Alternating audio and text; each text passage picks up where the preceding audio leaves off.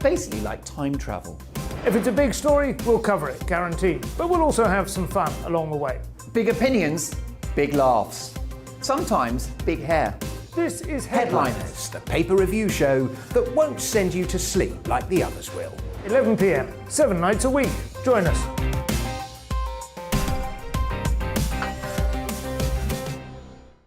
Hello there, I'm Eamon Holmes. And I'm Isabel Webster. And we hope you can join us for Breakfast with Eamon. And Isabel. You make me laugh out loud, belly laugh. Is that important first thing in the morning? Yeah, absolutely. And there's me trying to be deadly serious. News is a serious business. Yeah, I have to rein you in sometimes. Well, it doesn't stop us laughing at it. It doesn't stop us having an opinion on what's going on. Yeah. And it certainly will not stop us reflecting what you think. Weekdays from 6 to 9:30 on GB News. I'm Dan Wootton. Join me Monday to Thursday from 9 to 11 for the feistiest and most fun news debate on TV, where free speech reigns. I'll bring you a sharp take on the day's biggest stories, bombshell newsmaker interviews, and A-list guests. And I guarantee you, no spin, no bias, no censorship, and no reason to go to bed. That's Dan Wootton tonight, Monday to Thursdays from 9 on GB News.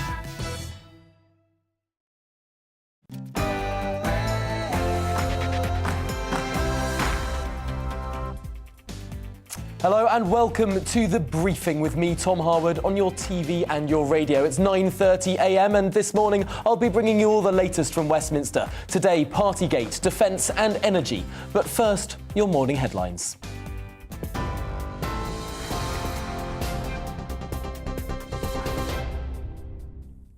Good morning, it's 9:30. I'm Tamsin Roberts in the GB newsroom. Sanctioned oligarch Roman Abramovich is taking part in peace talks between Ukraine and Russia in Turkey. It follows claims he may have been poisoned during negotiations in Kiev earlier this month. The meeting in Istanbul is the first face-to-face gathering between negotiators in more than 2 weeks. 20 fixed penalty notices will be issued for lockdown-breaching parties at Downing Street. The Met Police say they'll be referred to the Acro Criminal Office, which will be responsible for handing out the fines. Scotland Yard added there could be more referrals in future. P&O Ferries has told the government it cannot change the 31st of March deadline for its redundancy offer to staff. The letter follows an announcement by the Transport Secretary that he will block the company's attempts to replace 800 seafarers with agency workers. 2 of the operator vessels have now been detained after safety inspections. Buckingham Palace says the Queen will attend the Duke of Edinburgh's memorial service at Westminster Abbey this morning. The service will include elements Prince Philip had planned for his own funeral, which weren't allowed due to COVID restrictions. Prince Andrew will also be there for what will be his first public appearance since settling his civil sex abuse case in the US. Will Smith has apologised to Chris Rock for slapping him at the Oscars. The Best Actor winner says in a statement on Instagram that his actions were unacceptable and inexcusable. Will Smith struck the comedian after he made a joke about his wife's hair. The Academy has condemned what happened and has launched a formal review. TV, online and DAB+ radio, this is GB News. Now it's back to the briefing with Tom Harwood.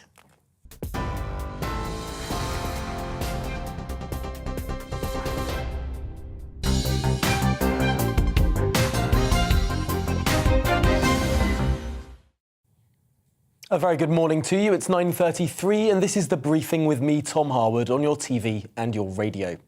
Now, the Metropolitan Police has confirmed that 20 fixed penalty notices will be issued today as part of its investigation into lockdown-breaching parties across Whitehall and within Downing Street. The Prime Minister, Boris Johnson, and his government have been battered by reports of staff parties during the COVID restrictions. And the Met Police investigation into 12 separate events held across government was launched in late January. It came after an internal inquiry led by civil servant Sue Gray. The famous Sue Gray passed information to the force. Well, the Met Police have said in the last few moments that we will today initially begin to refer 20 fixed penalty notices to be issued for breaches of COVID-19 regulations. We are making every effort to progress this investigation at speed and have completed a number of assessments. However, due to the significant amount of investigative material that remains to be assessed, further referrals may be made to ACRO if the evidential threshold is made. Well, that's quite a development happening in literally the last few minutes. Joining me now to talk through this is John Rentoul, political commentator at The Independent. Welcome to the programme, John. First of all, 20 notices doesn't necessarily mean 20 people. Who do we expect these initial notices will cover? Well, that's the big question, isn't it? I mean, will they include the Prime Minister? I think that's the most important thing that we don't yet know, because if they don't include the Prime Minister, then the question is whether they ever will, because although that statement says there will be further notices, or there may be further notices issued, it does imply that the evidential threshold has not yet been reached. So that suggests to me that if the Prime Minister is not in this first batch, then he may not get a notice. And I think that would be a huge political escape for him. I wonder how much this process matters now. Haven't most people across the country made up their minds about Partygate? Most people think the Prime Minister broke the rules. Whether or not he actually gets a fine is almost immaterial. Oh no, I don't think that's right. I mean, you're right. Most people have made up their minds. But I think it does make a difference whether he's found by the police to have broken the law, because I think that makes the difference between this issue fading quite considerably between now and the next general election, or it still being a live issue at the next election. I think that's there's a lot of evidence that people are still very angry about the fact that they were asked to make sacrifices and that people in government didn't seem to be sharing those sacrifices, but I think if the Prime Minister isn't served with a notice, then I think that will fade by the time of the election. Because on the other hand, there might be the risk if no notice is served to the Prime Minister, and ultimately we'll only know if the Prime Minister gets a notice if Downing Street tell us, although they have committed to say that if the Prime Minister himself gets a notice, they'll say. They might not necessarily say if his wife or if anyone else gets one. I suppose the question is, if the Prime Minister manages to avoid a fine, mightn't that look quite bad to people who think he's broken the rules and is getting away with it again? Yeah, no, fair point, Tom.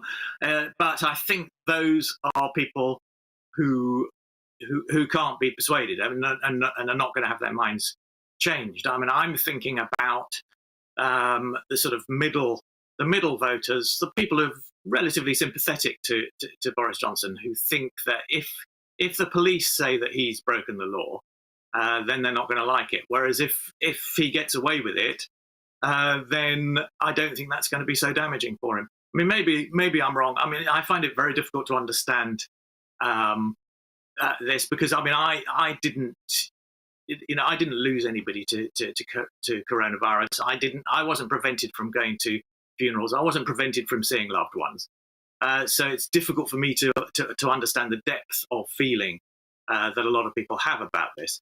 But I suspect that if he's not served with a notice, then I think that's going to make quite a difference.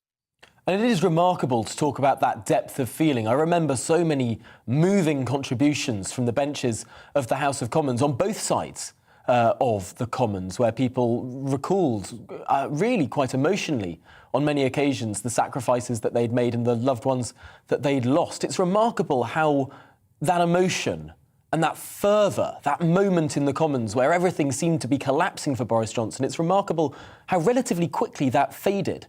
I wonder the risk now is, could that quickly rear its head again? Yes, I mean, I think that is the risk for the Prime Minister.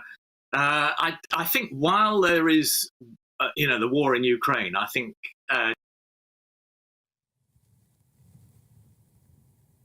I believe that we've lost John Rentoul there. That's a shame, but we were running to the end of that conversation. So let's move on to our next story. Defence Secretary Ben Wallace is in Norway today, where he's expected to announce the Ministry of Defence's strategy for the High North and the Arctic, reaffirming Britain's commitment to the region in the face of a more hostile Russia.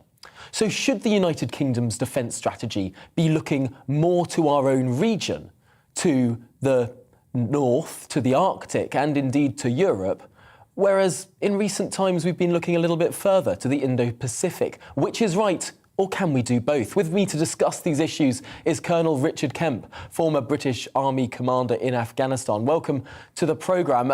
First of all, we have had a strategy for the Arctic for quite some time. I believe it was first announced in one particular form around a decade ago, but it's being reaffirmed today.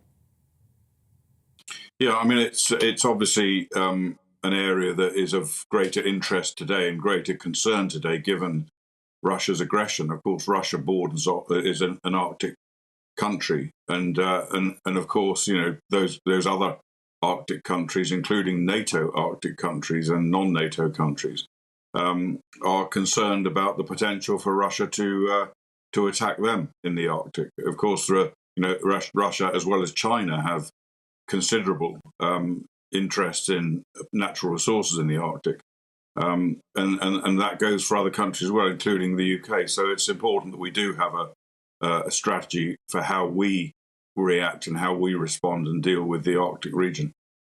And an increasingly hostile Russia doesn't just play out on land, I suppose. It also plays out in the air and at sea. We've seen some Russian planes incur our airspace in recent years. I suppose we must be concerned about the North Sea as well. Have we been too focused on regions further afield?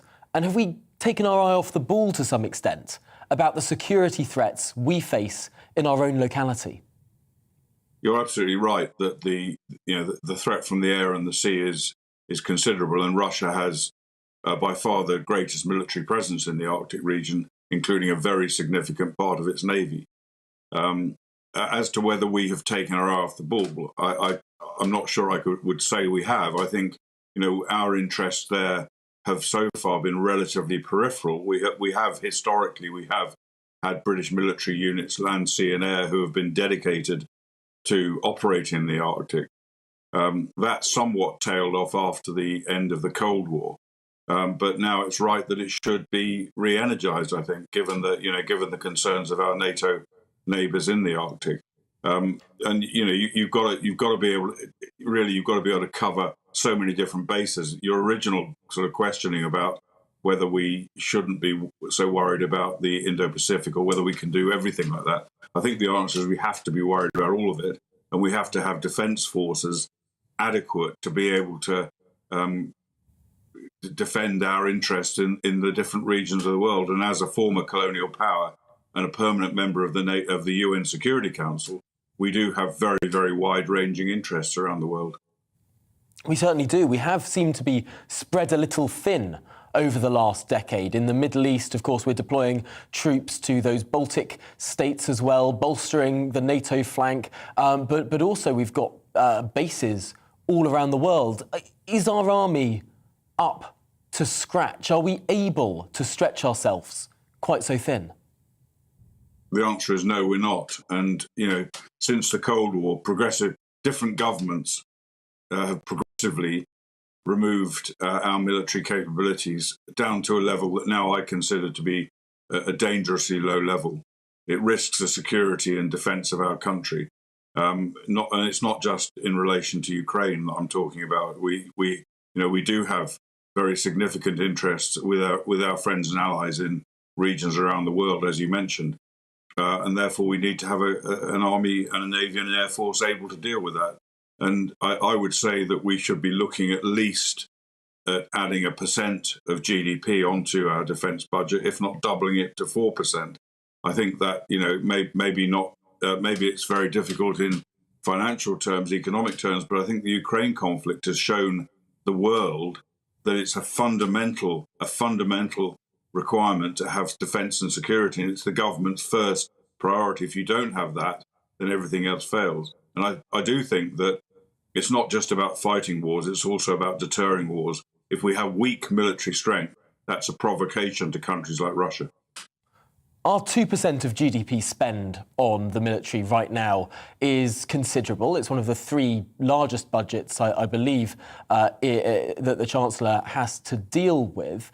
To expand it to 3 or even 4%, to raise it by 50% or 100%, where would that be best spent? Because I'm always worried when we have a spending target rather than a capability target. Do we not risk finding things to spend the money on that we might not necessarily need to? Is it not better to look at strategic capability and demands rather than a demand for spending?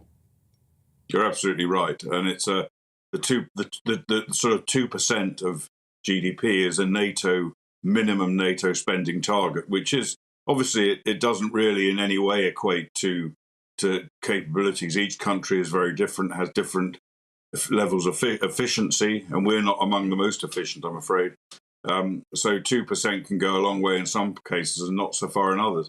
So it's very much indicative, but you're absolutely 100% correct that we should be, there should be another review now. We had one last year of capabilities, which I think got it very badly wrong, as Ukraine shows. We need another review to look at what we need, and that then needs to be resourced accordingly. But of course, it's not, there isn't a limitless budget. You can't just say, if the generals and admirals, air marshals were to say, this is what we need, then you'd probably be spending 100% of GDP on defence. But obviously that's not something that should happen. There needs to be a balance between what's available and what we need. Well, the Defence Secretary Ben Wallace seems to be a very busy man at the moment, jetting all around Europe. No doubt he's got more concerns as well, but a further review, that might just be on the cards. For now, Colonel Richard Kemp, thanks for joining us and talking through those important issues this morning. Now, this morning, a coalition of civic society think tanks and refugee support groups have published an open letter to Housing Secretary Michael Gove, accompanied by what they describe as a Homes for Afghans action plan. The startling success of the Homes for Ukraine scheme has seen over 150,000 people sign up to offer space to Ukrainian families. Well, today, More in Common and British Future, two think tanks, are calling for those volunteers to have the option to house Afghan refugees too. Currently, 10,000 Afghan refugees remain stuck in hotels in this country, costing the taxpayer an enormous sum. Well, could the answer to that problem be this scheme? Joining me now to talk through this is Luke Trill, the UK director of More in Common, one of the authors of that Homes for Afghans action plan. Welcome to the programme. Can you just give us your elevator pitch here for why this could be? What would you say to Michael Gove in an elevator pitch? Well, we've seen an extraordinary outpouring of support from the British public to help refugees coming from Ukraine. It's now over 150,000 people.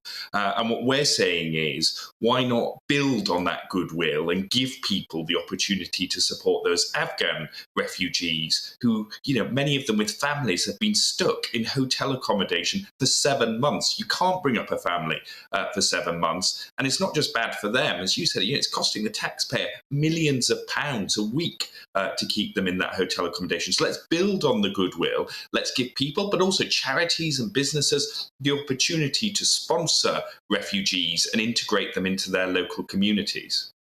What's stopping this happening right now? What's stopping a family who wants to take in an Afghan refugee or an Afghan family? What's stopping a family from offering space and saving the taxpayer money and getting them out of hotels right now? So the current process we don't think is fit for purpose. It's full of kind of red tape and bureaucracy, and people are waiting a long time to be approved as sponsors, which is why we're calling on Michael Gove, who is, the cabinet minister you go to if you want to get things done, to lead this task force to commit to, within 100 days, have found suitable housing options for those Afghan families. And drawing on, as I said, that surge of goodwill from people who've made very clear they want to help those in need. And they particularly want to help people like those Afghan families who, work for this country, supported this country as interpreters and in other roles. They want to help them get a new life in the UK. So let's cut through some of the red tape. Let's give sponsors the training, the support they need to take these families in and let them start a new life in the UK. It is remarkable looking at these numbers. Over 150,000 people have signed up to host refugees. We're not expecting there to be 150,000 Ukrainians who want to make it all the way over to the UK. And there are just 10,000 Afghans stuck in those hotels in the UK. 10,000 might sound like a relatively small number, but costing, as you say, £1.2 million a day, I believe. I suppose the maths here just simply makes sense. Even if a small proportion of the 150,000 would be willing to house an Afghan refugee, that could solve the problem.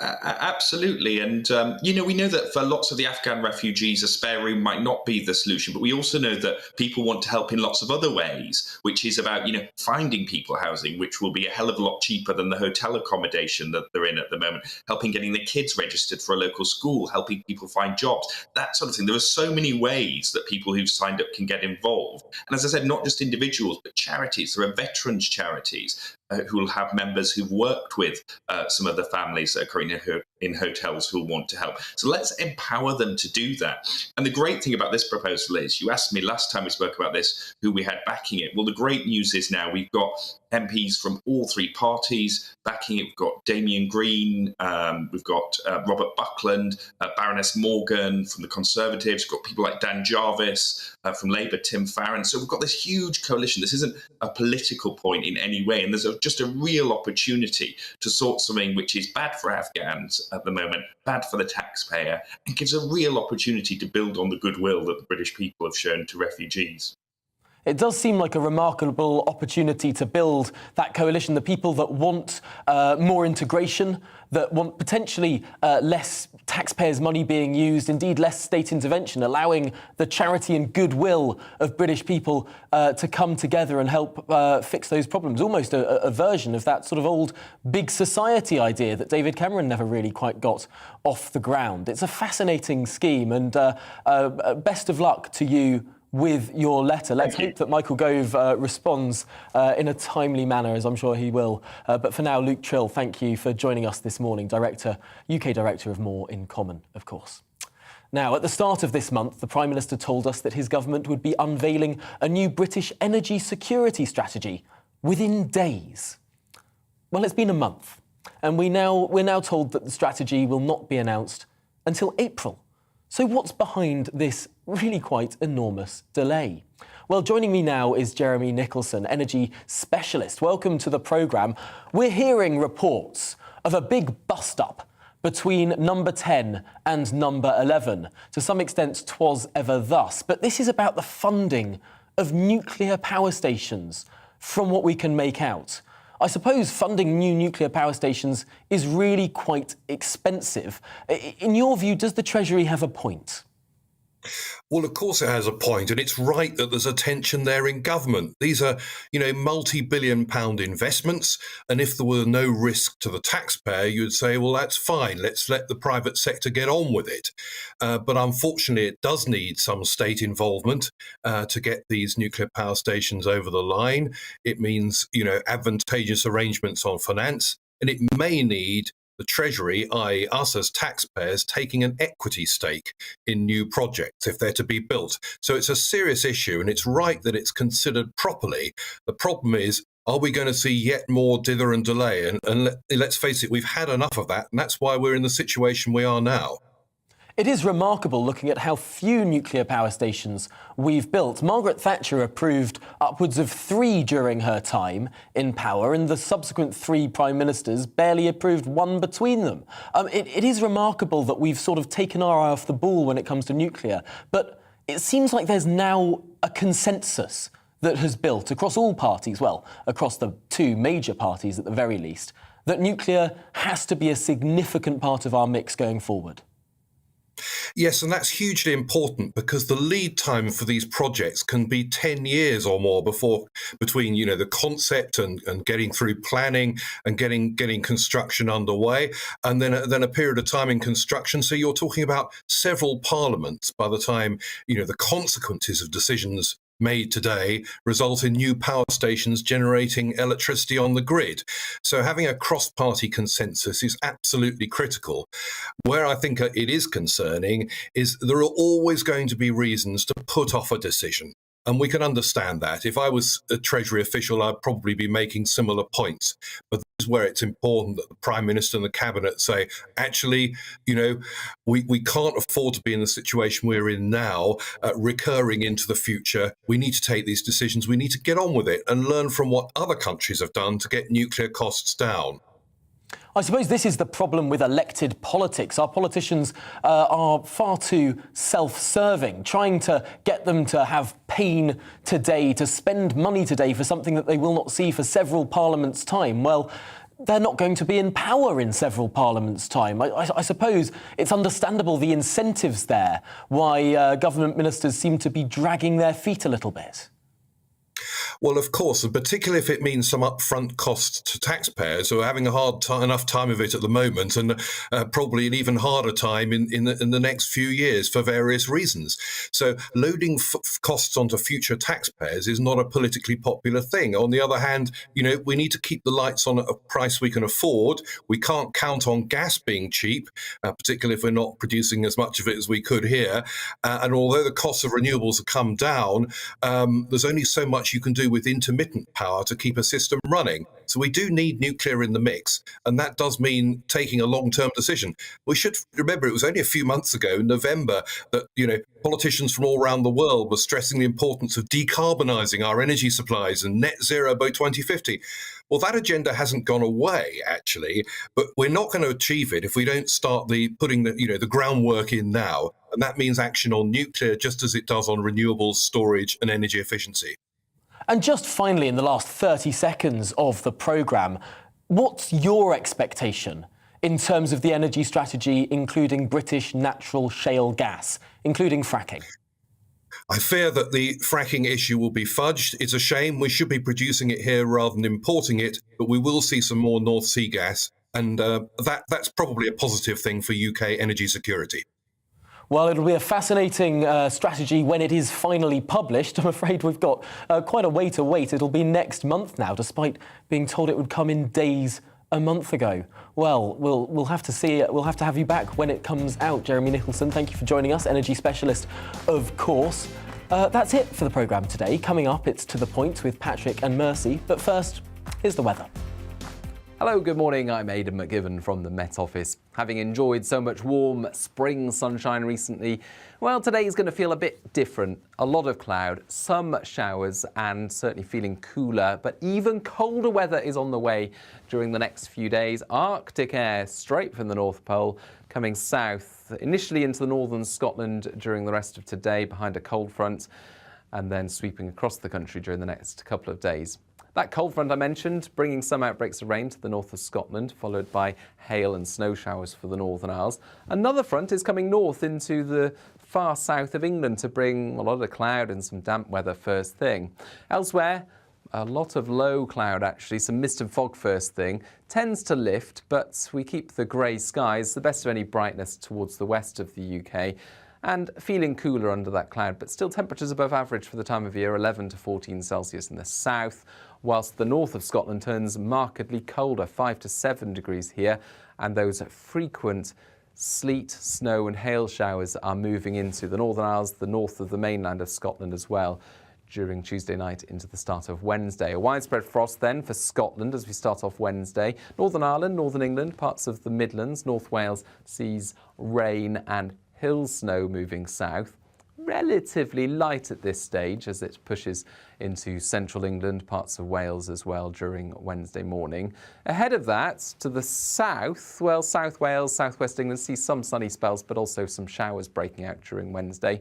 And it stays mild here, 12 Celsius for Plymouth, 10 for London, but 5 to 7 degrees elsewhere across the northern two-thirds of the UK. That colder air then affects all parts on Thursday. Could even see some sleet and snow at lower levels in the southeast on Thursday morning. Don't be surprised if you see that happening, and it will feel very cold across the country.